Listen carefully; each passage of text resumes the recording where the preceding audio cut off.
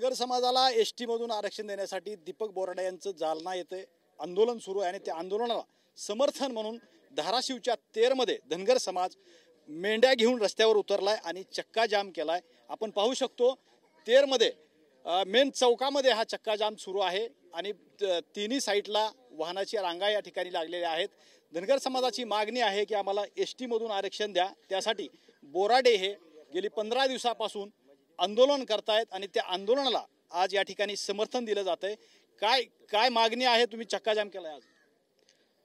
आमची आजचा जो चक्का जाम आहे, आमचे संघर्ष योद्धा 17 सप्टेंबर पासून आज जालना येथे आमरण उपोषणासाठी बसलेले आहेत।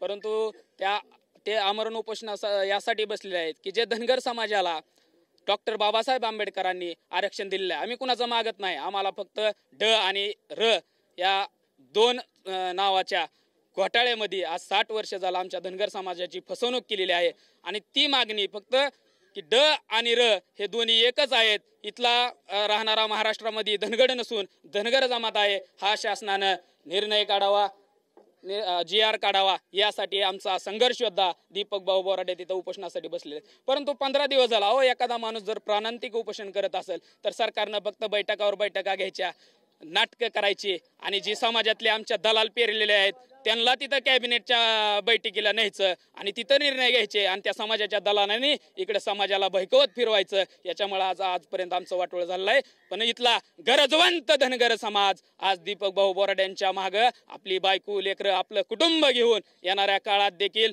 त्यांच्या सोबत राहणार आहे आणि त्यांच्या उपोषणाची दखल घेण्यात यावी आणि हा इशारा आहे चक्का जामचा। इथून पुढे जर आमच्या दीपक भाऊंचा आदेश आला तर आम्ही एकालाही रस्त्यावरती फिरू देणार नाहीत। यासाठी हाचा इशारा म्हणून एक चक्का जाम आंदोलन महाराष्ट्रभर करत आहोत। एकंदरीतच आरक्षणासाठी धनगर समाज आक्रमक झालाय आणि धनगड आणि धनगर या शब्दाचा तिढा असल्यामुळे गेली 60 वर्षापासून धनगर समाज एसटीच्या आरक्षणापासून वंचित असल्याचं समाज बांधव सांगतायत। कॅमेरामॅन विखीसह मी श्रीराम क्षीरसागर, TV9 मराठी, धाराशिव।